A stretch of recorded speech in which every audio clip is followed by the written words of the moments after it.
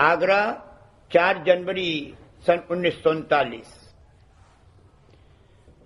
परम पुरुष राधा स्वामी जाल का संदेश कि यह देश तुम्हारा नहीं है, यह काल और माया का देश है, इससे छूटने का जतन करो, अपनी असलियत हासिल करने के लिए मेहनत करो, अंतर में जो सत्य धार आ रही है उसको पकड़कर चलो तो तुम राधा स्वामी पद तक पहुंच सकते हो, हमेशा याद रखना चाहिए। संत मत में जो कि सत्य मत है, शामिल होकर उससे पूरा फायदा उठाने के लिए ये जरूरी और दरकार है कि सत्य देश के धनी सत्य पुरुष ने अपने निज अंश भेजकर अथवा संत अवतार धारण करके जो संदेशा जीवों को दिया उसको हमेशा याद रखा जाए। वो ये है कि यह देश तुम्हारा नहीं है, यह काल और माया का देश है। संत मत और सत्य मत वही है जिसमें सत्य देश का भेद और पता और वहां पहुंचने की कार्रवाई बताई जावे। इस समय में जीता जागता संत मत केवल राधा स्वामी मत है। काल ने अलग रचना करने के लिए सत्य पुरुष से इजाजत मांगी और उसको इजाजत मिली और साथ में उसको सुरत का बीज भी दिया गया कि वह रचना कर सके। यह काल के साथ में कोई ऐसी रियायत नहीं की गई कि जिसमें सुरत का हर्ज और नुकसान हो, इसमें दोनों का फायदा है। काल में इतनी चैतन्यता नहीं है और न वह इस कदर समूह बना सकता है कि सत्य देश में रहकर वहां का सुख रस और आनंद ले सके, इसलिए वो वहां नहीं रह सकता। अगर रखा जाए तो उसको बड़ी बेचैनी और घबराहट होगी, बेहोश हो जाएगा और बेहोशी से चैतन्य को कुदरती नफरत है। बेहोशी में रहना वह नहीं चाहता। जिस जगह उतरकर होश में आ सके और चेष्टा कर सके उस जगह जाना वह पसंद करता है और खुद ब खुद वह उस जगह उतरकर चला जाएगा। यहाँ भी देखने में आता है कि कोई इंसान या जानदार बेहोशी में रहना नहीं चाहता। जब बेहोशी तारी होने लगती है तब वह उसको रोकने की कोशिश करता है और यही चाहता है कि बेहोशी न आवे और फिर होश में जाऊं। इसलिए इस देश में मरना और जीना रखा गया है। मृत्यु के पहले बेहोशी आने लगती है और तब उसका यही उपाय है कि मरे और फिर जिंदा हो और होश में आवे। अगर कोई शख्स ऐसी जगह चला जाए कि जहां उसको सुख व रस न मिले तो वह जगह उसको नहीं सुहाएगी, वो वहां से भागना चाहेगा। उसी तरह काल को सत्य देश नहीं सुहाया और वो वहां से निकला। उसने कहा कि तुम्हारा मुझे देश भाता नहीं, मुझे यहाँ का रहना सुहाता नहीं। चुनाचे काल अपनी पूरी शक्ति और चेतनता लेकर आया और माया भी आई। काल में बड़ी शक्ति है, बड़ा शक्तिमान पुरुष है, मगर 3 लोक की रचना करने में उसकी कुल शक्ति ज़हूर में आ गई और उसकी एक अलग इकाई यूनिट बन गई। अब उसमें कोई गुप्त शक्ति या चेतनता नहीं है जो जगाई जा सके और सत्य देश में उसका समूह बन सके। जो कुछ ताकत लेकर वह सत्य देश से आया था वह सब खिल गई और खुल गई। लिहाजा काल अब सत्य देश में लौटकर नहीं जा सकता। जिस तरह की फुरना प्रथम काल को उठी थी कि मैं सत्य देश में तो कोई रस ले नहीं सकता, नीचे जाऊं और अलग रचना करूं और रस लूं, उसी तरह की फुरना तरंग और चाह उठाने वाला मन काल पैदा कर सकता है और उस फुरना तरंग और चाह को पूरा करने का औजार यानी काया माया रच सकती है।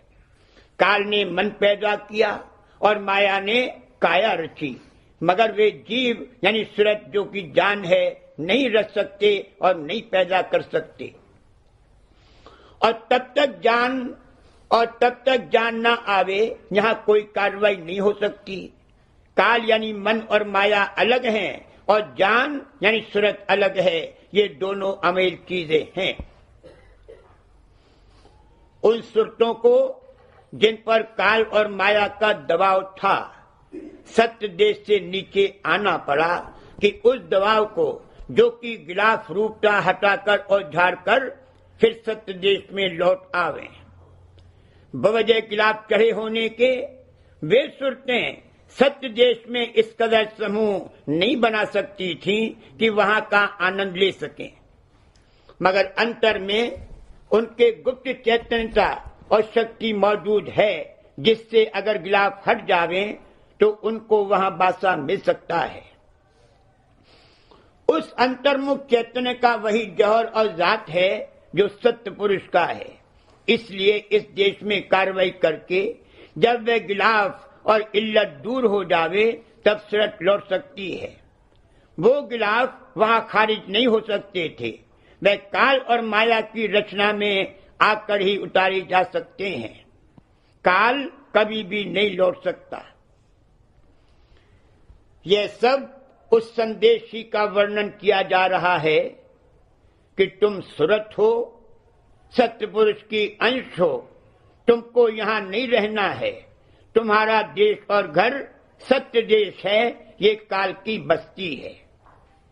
अब तक तो तुम यहां रही और जो किया सो किया, मगर अब तुम चेत जाओ और अपने घर और देश में चलने का बंदोबस्त करो। मगर इसको सुनेगा कौन? ये संदेश वे जीव हित और चित्त से सुनेंगे जिनका लौटने का वक्त अनकरीब आ गया है और सिर्फ शेष कर्म बाकी रह गए हैं। एक मुद्दत दराज तक यहां बरत लेने और कार्रवाई कर लेने के बाद जब शेष कर्म बाकी रह गए तब संतों के पधारने का वक्त आया।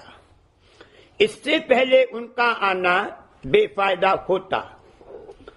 संतों के आने से पेशतर जितने मत और मजहब इस देश में जारी हुए वो सत्य मत यानी सच्चे खुदा और मालिक के चलाए हुए नहीं है, और उन मजहबों की कार्रवाई से सत्य देश में लौटकर जाना नहीं हो सकता।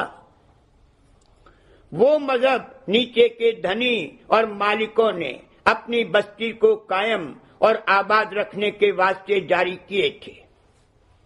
काल यानी ब्रह्म ने अपनी कलाएं और शक्तियां इस देश में भेजी, पैगंबर, कुतुब और या वगैरह भेजे, खुद ने अवतार लिए और आखिर में 16 कला संपूर्ण कृष्ण अवतार हुआ और बड़े बड़े महापुरुष यहाँ आए और आला दर्जे की कार्रवाइयां की गईं और कराई गईं और उनसे बहुत ऊंचे दर्जे तक की चढ़ाई भी हुई और अच्छी अच्छी गतियां और दर्जे भी हासिल हुए। गर्जे की बहुत कुछ किया गया और हुआ, मगर ये सब इस बात का बंदोबस्त था कि जीव यानी सूरत काल की हद के पार न जाने पावे और हमेशा इस देश में कैद रहे, क्योंकि तभी तो काल को आहार और रस मिल सकता है। और दूसरे यह कि अगर काल की तरफ से इतनी संभाल न की जाती और सब जीव नीचे उतरते चले जाते, यहाँ तक कि उतरते उतरते जड़ खान में उतरकर पत्थर में चले जाते, तो पत्थर से काल आहार और रस नहीं ले सकता है। काल को अपना आहार और रस लेने के वास्ते ये जरूरी और दरकार है कि सब खानों, जोनियों, चोलों वगैरह में जीव रहें। कहने का मतलब ये है कि संतों के मत के सिवा जितने मत संसार में प्रवृत्त हैं वे सब काल मत हैं, जीव को फंसाए रखने के लिए जाल हैं, यहाँ की बस्ती बसाने के बंदोबस्त हैं। सिर्फ संत इस बस्ती को उजाड़ने के लिए आए। सूरत का बीज देकर काल का गुजारा कर दिया गया और सूरत पर ये ऐन रहम किया गया कि वो नीचे भेजी गई। इस देश में उतरकर सूरत ने मन आपा धारण किया, यानी मन के घाट पर माया रचित काया में आकर बैठी और यहाँ कार्रवाई करने के लिए मन के घात की बुद्धि प्राप्त हुई।